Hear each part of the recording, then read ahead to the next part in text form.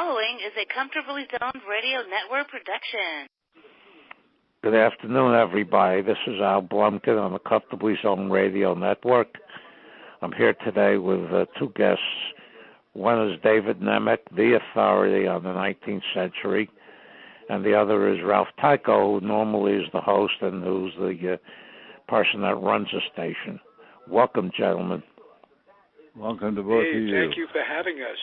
Okay, and we're here to discuss 19th century players that should be in the Hall of Fame that probably will never get there because of the way Hall of Fame runs these days.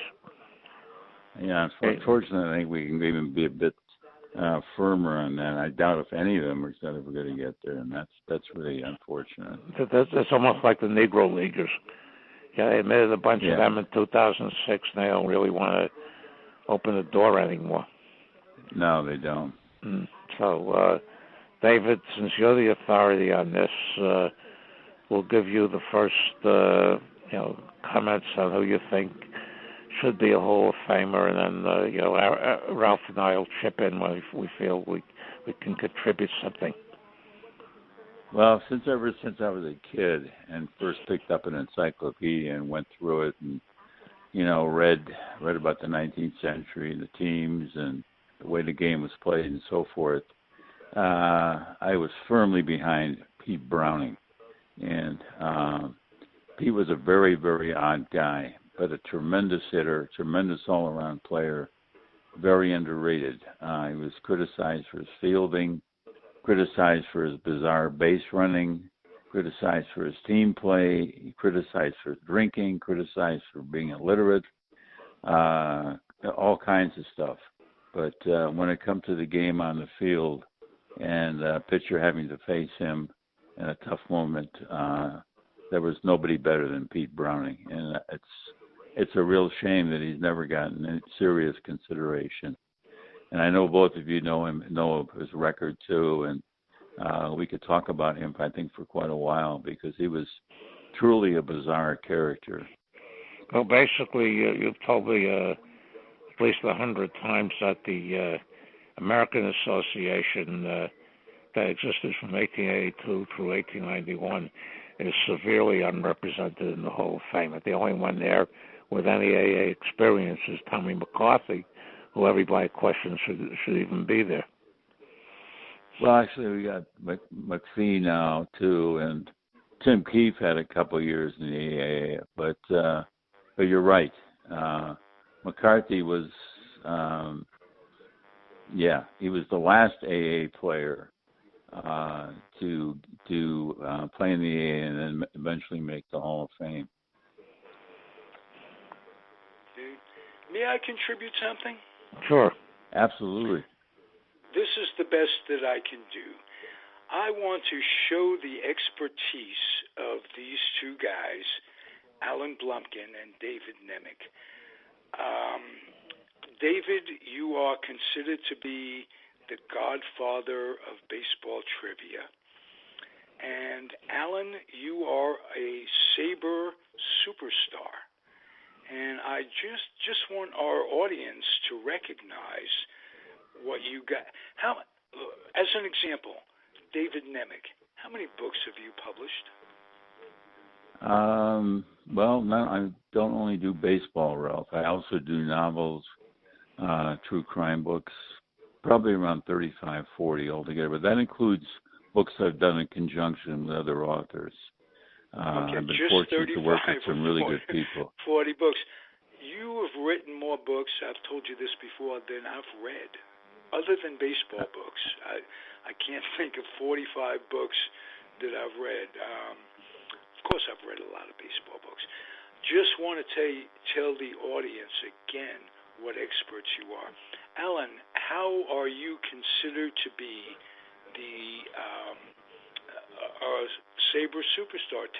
From 1987 through 1999, I played in the, with the exception of 1997, I played in the Sabre trivia contests, and I was on a team that won 5 times, and from 1989 through 1996, we broke the team up amicably after 1996 because we felt there was just too much pressure on us, not only to win by devastating margins. I had a guy come up to me in Pittsburgh in '95 when we won by an incredible amount, and he said, "I gave 250 points with you guys. Thank you." and I didn't play in 1997, and I played individual in 1980, 1998 in San Francisco, in 1999 in Phoenix. I won both of those, and I decided that I didn't have to prove anything anymore, except I never beat a team that David was on. And it took me a while to come to terms with that, but I eventually did. And I wrote a few contests and ran a few of the contests since then. But somebody asked me if I was nervous running one. I said, I'm doing the asking, not the answering. and I enjoyed getting Alex up. Trebek. Yeah. And the two most famous moments I had up there was I called for a bathroom break I think in 2004, and nobody had ever done that before. And a couple of players came up to me and said, thank you. And 2005, I asked the question, who has the record for most walks in the game by a pitcher? And the answer was Bruno Haas of the 1916 Philadelphia A's. But the guy came out and said Bruno Hauptmann. And I said, no, he was executed for killing the Lindbergh baby. And I stopped the place for about 5 minutes because the laughter was incredible. Yeah, but that was nice. It. I decided I didn't want to do it in 2006. They took it away from me, and I emceed in 2008. And David actually, you helped me one year in Cleveland. Yeah, 2001. One year I ran it. Yeah, and David really, couldn't make it in 2008, so I I was Cleveland. So I ran and just emceed that one. So that was it. Basically, I told people when they asked me why I don't compete anymore. I cited a couple of examples where certain records have changed in the last 10 years. I said I can't keep up with this anymore. Yeah, how do you describe your memory? Is it photographic? It is photographic, yeah. And what happens, I don't know if David will confirm this, is that what you remember most is what happened when you were a kid. Exactly. Like I remember the 50s and 60s most because that's when I grew up and life wasn't interfering. Yes. Yeah. That was my power zone too. Yeah. There were 16 teams, 25 players on 16 teams, 400. And because the baseball cards, which is the way I first got into the game, because my parents had no interest, had not only the superstars, but the mediocre guys and the, 1-year guys. So you get a card of them, I remember who they were. Yeah. Okay. Yeah. David, you didn't experience the devastation of being a kid and having your team leave. I did with the Giants. Alan, you did in a way too, because when the Giants and Dodgers left New York, it changed the complexion of baseball. Well, I grew up as a Yankee fan. And I know, but you were affected by not having the Giants. Basically, I did not want the Dodgers. I was 14 years old when they moved. I did not want the Dodgers to. I knew the Giants were headed out. Whether it was going to be Minneapolis or San Francisco was one thing. But the Dodgers, I didn't want to see them move because I liked the way the Yankees would beat them in the World Series most of the time. Right. But definitely, the 4 years that before the Mets came in, the Yankee Stadium did not increase in attendance by all that much, and even in 1961 with the home run race between Maris and Mantle, they only drew 1,747,000. Right. of which I was 4 during the summer. Unfortunately, all those years I grew up in Cleveland, so the Yankees were always the main competition and usually the winner. But we managed to sneak through with 2 pennants when I was a kid, and that was big. 48? That was huge. 48 Yes. and 54. Yeah, I had the dubious honor of attending the first World Series game ever played in Cleveland Municipal Stadium, and the last World Series game ever played in Cleveland Municipal Stadium, and they were only 6 years apart. So that's how difficult baseball was in Cleveland. The stadium opened in the early 30s, and it didn't close until Jacobs Field was built. So it was in existence for a long, long time, and without much going on after the '54 season.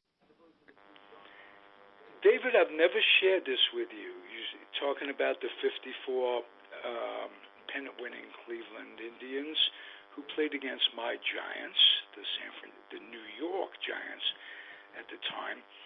It's 1989, and Al Rosen is running the Giants in San Francisco, and he arranges an old-timers day between, maybe it was before, maybe it was 84, more likely 84. He runs a 30-year reunion of the old Giants who were still alive and the old Indians who were still alive at the Stick. And I was there, and my most vivid memory, of course, Al Rosen on the field in uniform was unbelievable for me. My most vivid memory was Dave Pope playing left field and wearing white Ricky Henderson Puma shoes, Puma spikes. For some reason, that stands out. There weren't even in '84 that many members of either team left, and now I think Willie and Johnny Antonelli for the Giants. And the Indians don't have anybody left. It's not true. That's not true. That were on the roster. I've seen that published several times in the last few months, but it is absolutely not true. They had a guy named Dick Tomanek pitched a couple of games with them in '54, and was with the team on and off for several years thereafter. The reason I know it so well is that his cousin, his first cousin, was in my high school class, and I played ball with Dick's brother as a kid. They were. Hold on, sir. Let me Google this. Neighboring community. Let me Google this. Hold on. Oh, okay. All right. We'll go on talking while Alan goes on googling. Okay. Al Rosen was. I really loved Al Rosen as a player, and he got hurt. He broke his finger in '54, and he also was caught using a loaded bat. And I think both had a bearing on the fact that his career went downhill very quickly thereafter. But the finger more so than the loaded bat. Although it's quite possible he used it in '53. Yeah, you're right. He's still around. When he nearly won. Still around. Yeah, but he wasn't on the 25-man roster. Not in the series, no. No, all the ones that were on the roster for that series are gone. I think Wally Westlake was the last of them, because the three of them going into this year: Don Marcy, Hal Narragon, and Wally Westlake, and they all passed away in a matter of months. I believe the only Giants that are still around are, as Ralph said, Mays and Antonelli. Mays is 88, Antonelli is 89. Yeah. My God, does this make me feel old? All of us feel old. Just all of us, being a part of it. Wow. Tell me, Alan, or David, rather, I'd like you to give some memories of Bill Veeck that like you surprised me today with something. I'll tell you what it was later when I remember it. But tell me a little bit about Bill Veeck. Well, Bill, David, he owned your team. Kind. Yeah, he was one of a kind. I mean, as a kid, I was, a really young kid in 1948 when they won the pennant in the series. And Beck used to come to the games, and he would sit out in the bleachers with his shirt off. And he'd talk to people and chat them up. And he also, not only did he have a ladies' day every Saturday, but he had a kids' day. So if your mother brought you and 5 other kids in her car, she could get in for the price of the tax for the ticket for Ladies' Day, and all the kids that were under, I think the cutoff was like 14 too, pretty old. All the kids got in free. You just mobbed through the gate, and you got a seat in the left field stands, right field stands, or the bleachers, depending on attendance that day. So we went to a number of games that summer. My mother took us for free, and all the kids in my neighborhood. And I was fortunate enough to be there on last Saturday of the season, when Gene Bearden beat the Tigers to clinch a tie for the pennant. And then, of course, Bearden 2 days later went out and beat the Red Sox in the playoff game to take the pennant for Cleveland, and go on to pitch a shutout in the first game of the World Series played in Cleveland in Municipal Stadium. So it was all memorable because I saw that shutout too, that first game. And Bearden was my hero. He was everybody's hero. He was unbelievable that season. And boy, I still remember him pitching. He was a good-looking guy, friendly, great interview. Then he went downhill. He got hurt in spring training.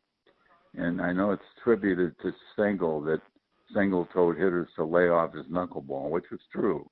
It was a good strategy because it was erratic. But that injury in spring training, he never really came back from. He never had the same. He did have a decent fastball, and he had movement on his curveball, but it never was the same after that injury in spring training. It was a great time. David, may I ask you how Satchel Paige affected things when he came up? It was just stupendous. It was stupendous because in his first start, he threw a shutout. And, everybody, writers in all the other cities and were berating Veeck signing him. This is just a publicity ploy. Cleveland's already drawing great crowds. Why bring this old guy in? What can he contribute? He contributed a lot. He pitched in the World Series. Unfortunately, it was a game that was already lost by the time he came in. But, boy, did he contribute during the season. And he drove that pink Cadillac, and he'd sit out there in the parking lot after games with the top down, and his jacket, his tie, and he'd sign autographs as long as kids wanted to line up outside his car. He was a great guy.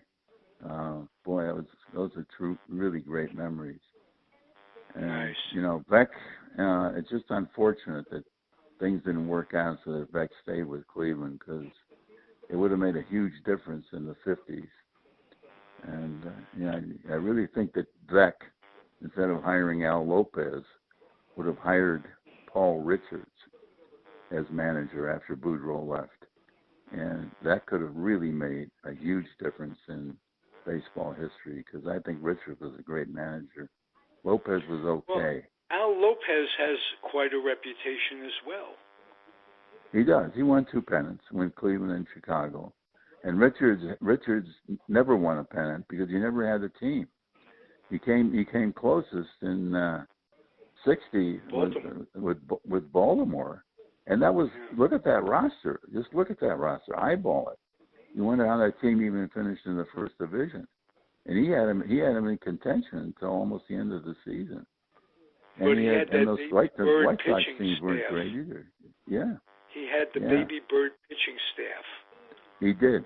He did. He knew pitching. He knew pitchers. He knew how to get the most out of young pitchers.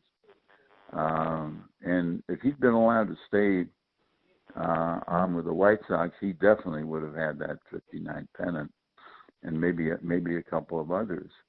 And if he'd gone to Cleveland instead of Lopez, I don't know what would have happened. But it's unfortunate that he's never gotten the recognition he deserved. He's kind of a surly guy, not a really pleasant guy to writers, and a lot of players didn't like him. Because he would sit them, and wouldn't really give them a reason why he was sitting them. And if they came up to him and approached him, he really did not make life easy for them. But I think he was a fine manager and strategist. Okay. How about Larry Doby? Can you tell me why it is that I know Jackie deserves every bit of the acclaim he gets, and he was first, and by only weeks, if not months, Larry Doby breaks the color barrier in the American League. Right, and he gets so little acclaim in terms of people looking back. Was he surly? What was he? He was a totally different personality.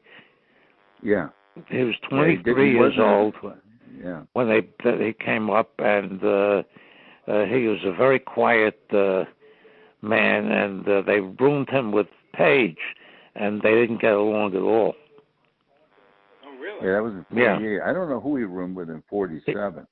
When he went on the road, probably nobody. No, I don't think that's true.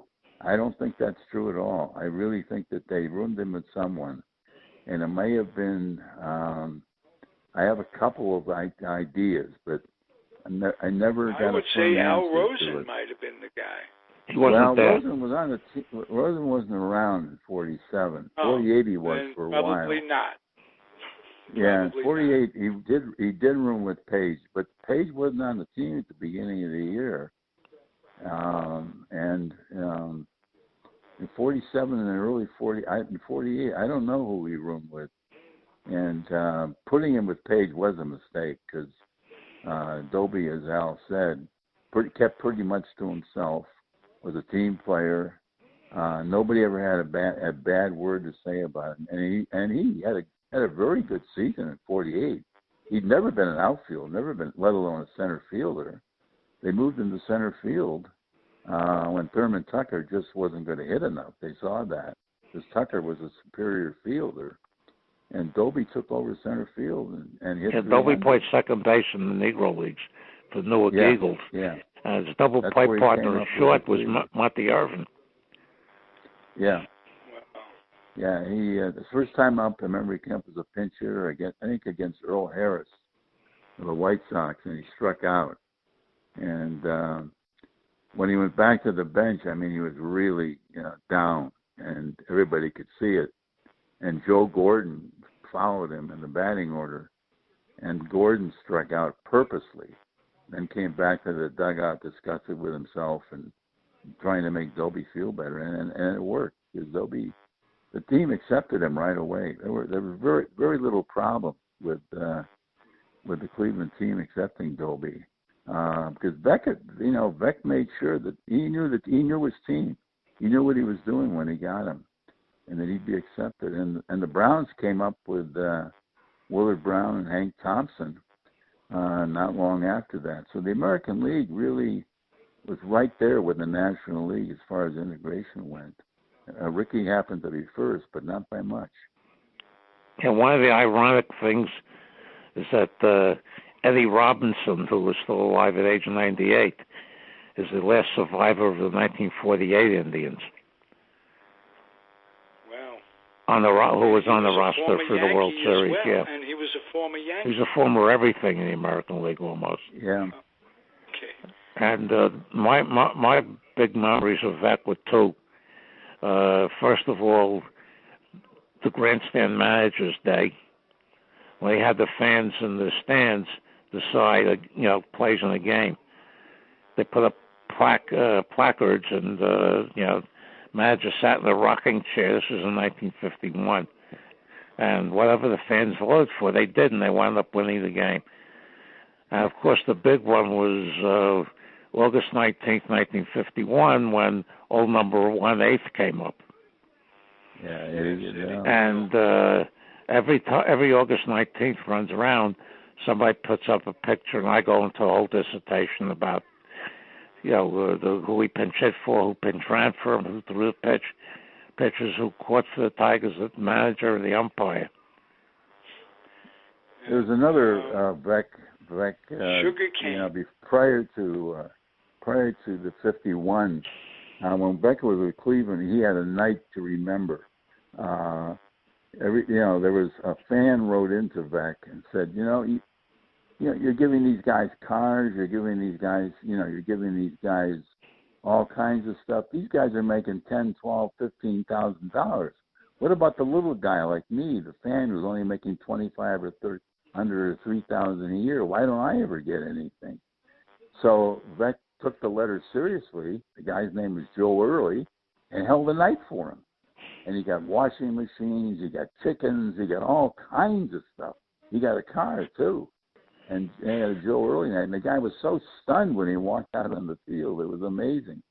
It was. I don't think it's ever been repeated. Anything like that has ever been repeated by any of the owners in any of the. No, Beck wrote in his book that the reason he has to sell the Indians was because he was going through a very difficult divorce from his first wife, and he had no other assets besides the ball club.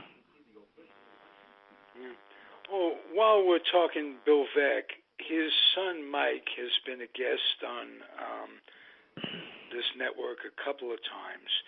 And I want to just call out the fact that he lost his daughter, Bill Veeck's granddaughter, recently. I saw that posted. Yeah, she had some rare disease. Horrible tragedy. Yeah. When a parent outlives a child. So and he also claimed that he was the one responsible for Disco Demolition Night. Yeah. Which was condolences from the network to Mike Veeck and the rest of his family, and that's horrible. So I'll tell you what I remember about Veeck is the two books that were written. Lynn, I think, was Ed Lynn, yeah.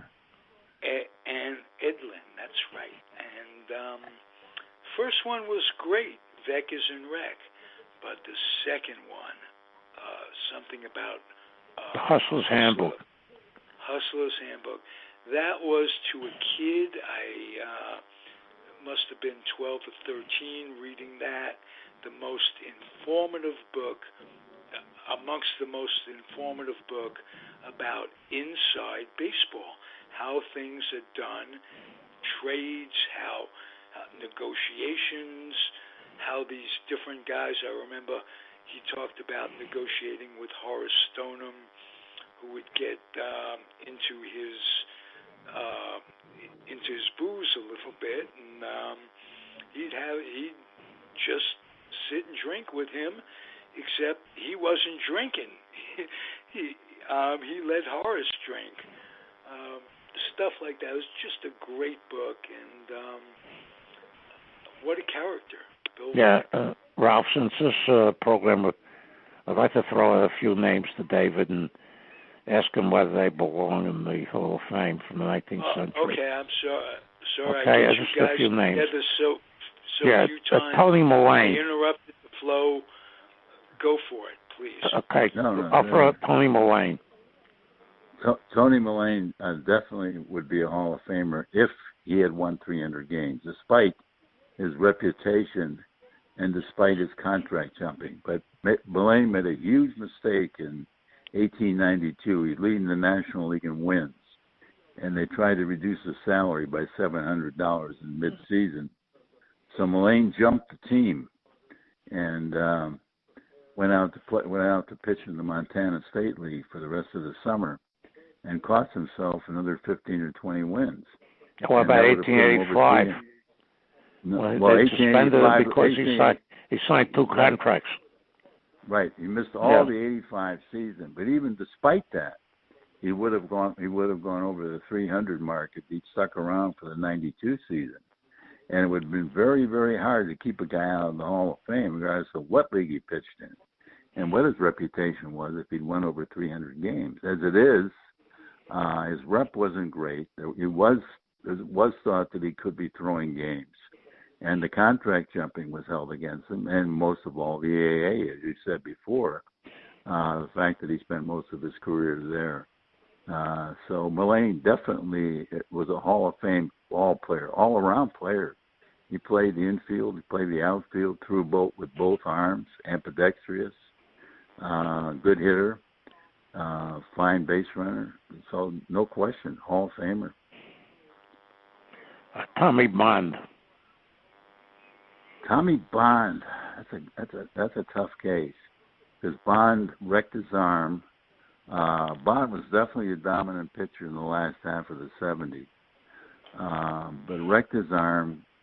Came back within the '84 Union Association season, won a handful of games, but after he wrecked his arm, was never the same player. He had the same fate, probably, as Larry Corcoran. Both of them were great pitchers, but for too short a time. But look at Dizzy Dean. Dizzy Dean made it despite a very short. Dean and Koufax both, yeah. Yeah. Okay. How about Jim McCormick?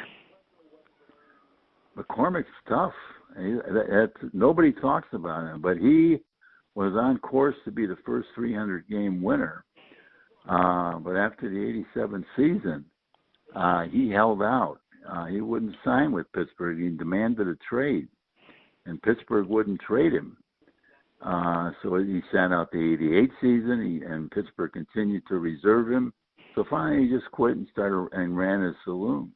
But he really would have been the first 300-game winner if he had continued to play after the '87 season. So he's a tough case. Bob Carruthers.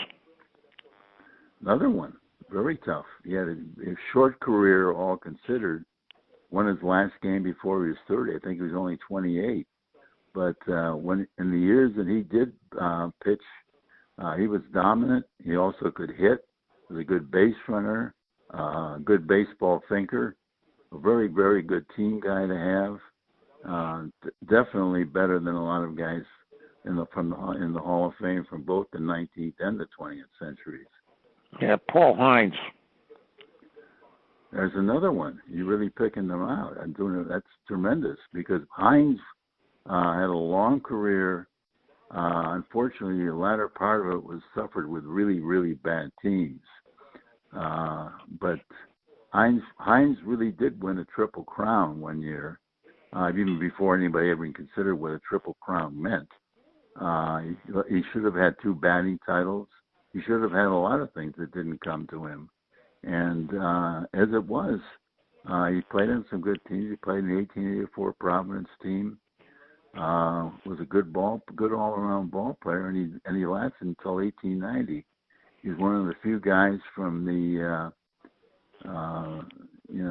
to last pretty deep into the century who came up in the National Association. George Van Holten. Questionable.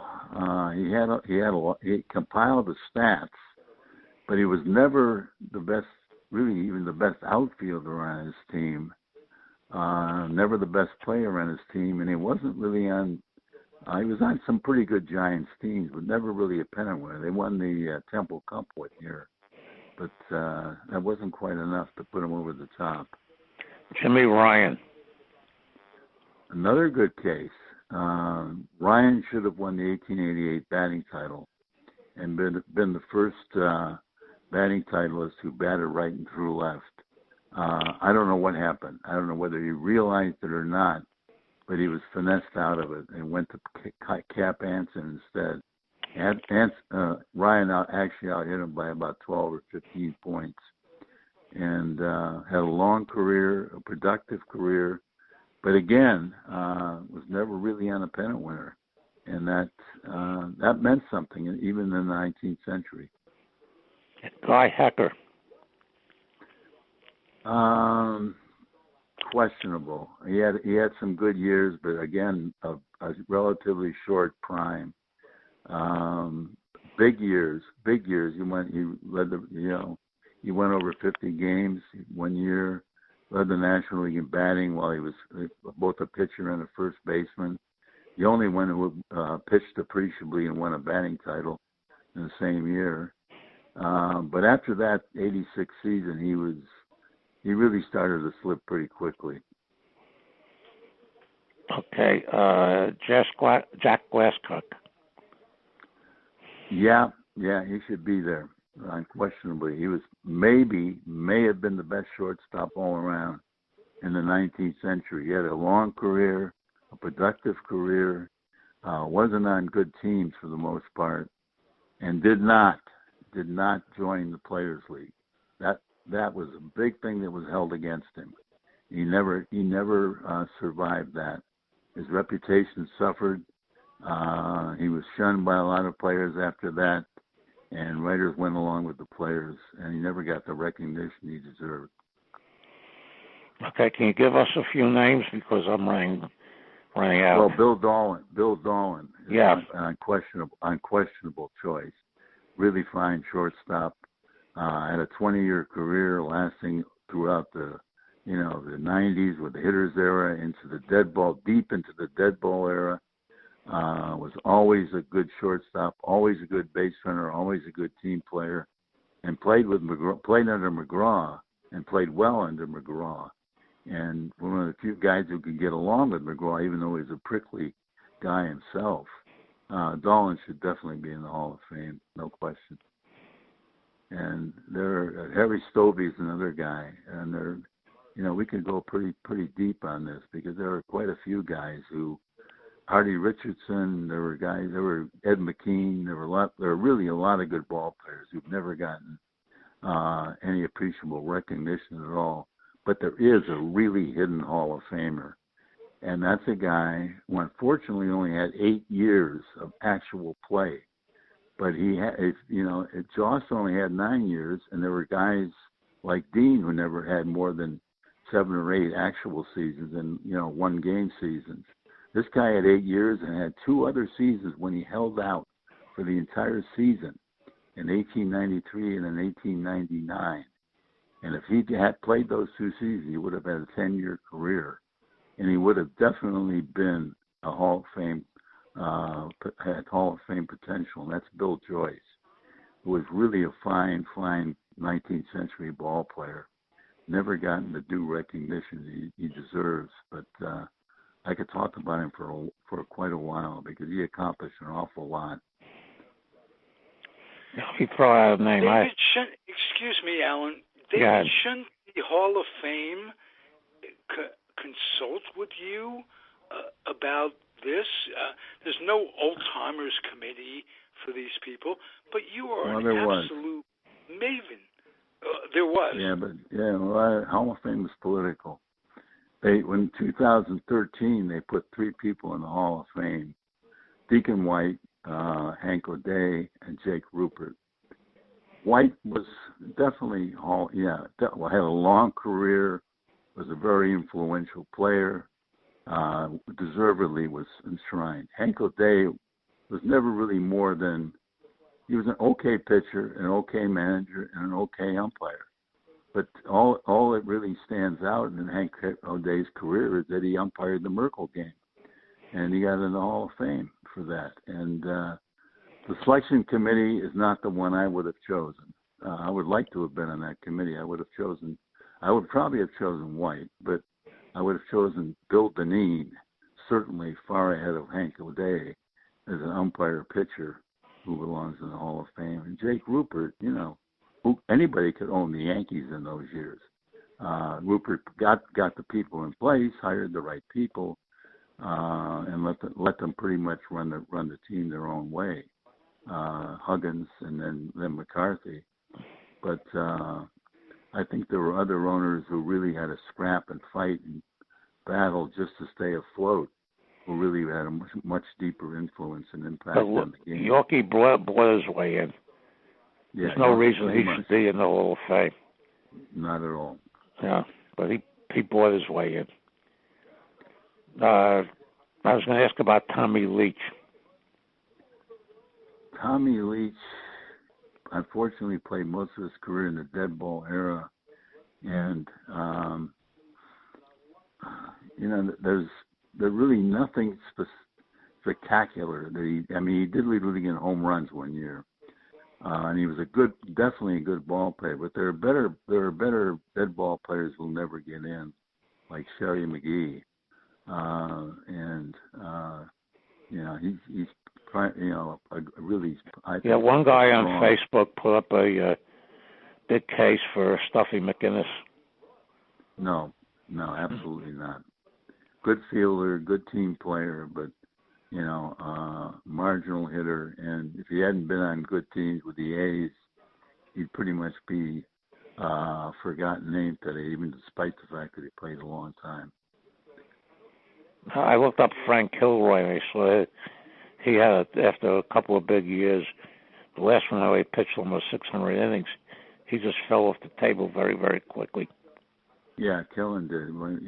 Matt Kilroy, I'm sorry. Yeah, you meant Kilroy? Matt Kilroy, yeah. They overused him in '86 and '87, and by '88 he was already on the downhill side of his career. Although he lasted until '98, he came back as an outfielder in '98, opening day outfielder with Chicago in the '98 season, and pitched a few games there, but he definitely was not the same pitcher that he was in the mid '80s. Charlie Sweeney. Charlie, oh boy! I mean, I think he could have been a really, really strong, fine pitcher, but he wrecked his elbow. He had a screwball, and he overused it. He wrecked his elbow, and instead of letting him sit it out and rest it and maybe come back, they kept him out there. Henry Lucas in '85. And even though he won on opening day, by midseason he was shot, and he never really could come back from that. Yeah, that's a sad case, because he was, I think, a potentially really fine ball player, but he was a prickly guy, a difficult guy to get along with.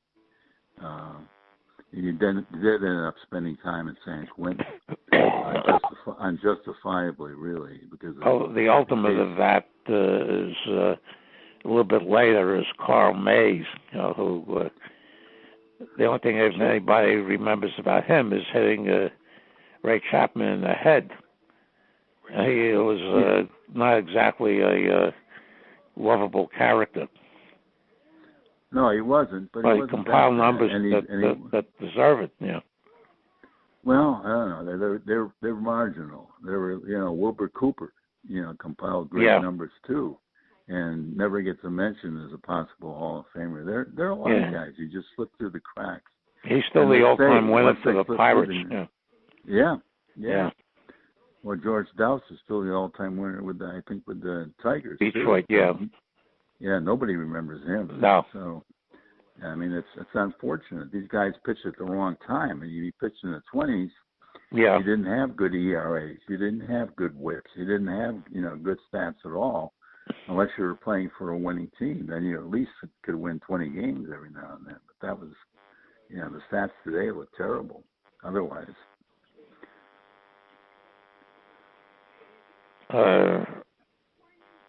Any other of the big four that played for Detroit and Buffalo? Well, yeah. No, Brothers is Brothers in the Hall of Fame. Hardy Richardson is not. Jack Rowe is not. Jack Rowe shouldn't be. He was a good ball player, but not a Hall of Famer by any means. And Deacon White, of course, is the fourth guy. Yeah, what about Bobby Lowe? Bobby Lowe, no. he played in Boston with a short left field fence, and that helped him get 4 home runs in one game. That was certainly a feat, even then. But his overall career, he went down pretty quickly once the dead ball era set in. But yeah, and there was a third baseman that went back. 4 or 5, he was hitting in the low 200s. There was a third baseman in the 1890s, I think, for Boston and Philadelphia that supposedly was pretty good. You're not talking about Jimmy Collins. No, I'm talking about Billy Nash. Billy Nash is a fine third baseman. He has the highest career batting average of a guy who played 10 seasons and never once hit 300, which says something because he was a remarkable ball player. He was a fine base runner, a good team field captain, good fielder, and did get his share of hits and big hits at times. So he was really a very, very underrated player. And the low batting averages kept him from ever getting any kind of Hall of Fame consideration. I think the last 19th century player they put in was Bid McPhee. Yeah, unless you count Deacon White in 2013. Yeah. But McPhee was... he was Cincinnati his whole career. Yeah, he stayed with Cincinnati, and he had a large part of his career in the AA. I think he's really the only guy in the Hall of Fame that played as many as he played from 82 through 89 in the AA, which is eight seasons. Nobody else played that long in the AA and made the Hall of Fame. Nobody else has even come close, really. What's the name of the guy that played all 10 seasons there for Louisville? Chicken Wolf, Jimmy Wolf. Yeah, Chicken Wolf. He wound up, I think, in the same insane asylum as Browning did. Yeah, he did. Yeah. Wolf had a head injury. He fell off a cart or something after he left the game, and then was never the same. Yeah, and he ended up. And Browning had mastoiditis, was illiterate. He was really a tragic case. It's really a tragic figure in many ways. He couldn't hear. He could not hear on the ball field, and that's why he refused ultimately to play the infield, because he just did not like to handle pop flies. He didn't know who else was around him calling for them, so he would just try to stand off to one position and hope somebody else was going to jump in and get it. And because if there was a guy on second base where he played third base one year, if there was a guy on second, runner on second, and he was afraid the runner was going to steal, he would play almost facing third base rather than facing the hitter, so that he would know if that runner was coming, because he would not be able to hear his shortstop or second baseman say there he goes. So, or let alone the catcher, and the catcher could snap the ball to him, and he wouldn't even be expecting it. But Browning had some very odd approaches to the game, and most of them were a result of his mastoiditis and lack of education, and the fact that he lived his entire life with his mother, who lived to be 84, 85 years old. He died when he was 24, I think. Yeah, he did. And I don't know if you know, his nephew was Todd Browning, the filmmaker. Did Freaks? Did Freaks, yeah. They live right down the street from each other. They're right down the street from each other, and there is evidence that Todd Browning served at least part of one season, maybe more, as a bat boy for St. Louis, because he was Browning's nephew. And he definitely came to games. I don't know if players got free passes then or not. I'm sure they did, particularly for teams like Louisville, which seldom filled up. So Browning, I'm sure, brought his nephew to every game he could. All right, I'll close with one more. Dummy Hoy. Dummy Hoy.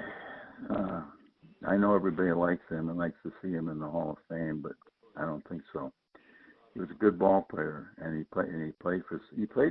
ended up playing with the White Sox and won the pennant. But overall career, I don't think he quite makes it. He was in a hitter's era for most of the 90s, and he really never hit that well. Okay. Ralph, you have any comments? Yeah, I just have two nominations for the Hall of Fame. Alan Blumkin and David Nemec. You guys Ralph, you're my... I'll get you in. I'll do what I can. I'll try. The price of the autograph will raise to a quarter from where it is now. Well, you guys could give away. If I get you guys in, I want you to give away autographs.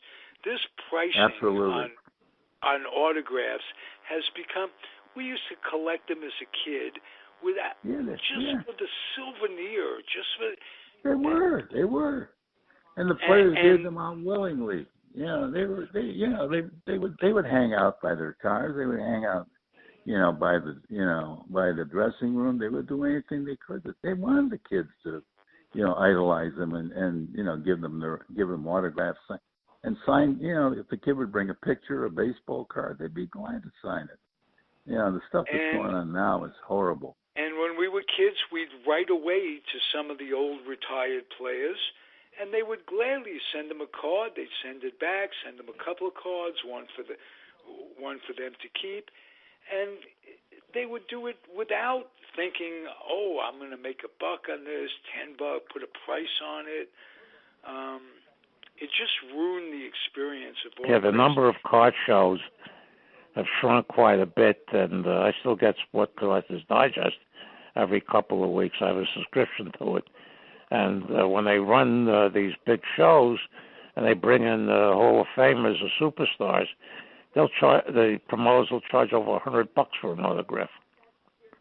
Yeah. And the first one I remember when Bill Russell, the basketball player, Hall of Famer, decided to start doing card shows. They were charging like $400 because they knew all these Celtic collectors would pay it, and the lines were extremely long. Wow. Yeah, it's tawdry and disgusting what's happened in sports. Right. So now I'm glad I have your commitment, guys. When you're in the hall, you'll sign for free. Okay. All right. Guaranteed. Ralph. All right. Okay. Thank you, David, and thank Alan. you, Ralph. Thank both of you. I really enjoyed this. Okay. This is a pleasure for me. I can't tell you. Okay. You take care, both of you. Be well. You too. Thank you for listening, everybody. Okay. And this is the Comfortably Zone Radio Network. I'm Al Blumkin. Thank you for listening. Take care, everybody. All right, my friends. Bye-bye. Thank you again for being here. The proceeding has been a Comfortably Zoned Network production. You are advised to keep your dreams wet, your humor dry, your children and grandchildren out of military recruiting offices and off the laps of clerics who wear dresses. Thank you for listening, everyone. Happy trails.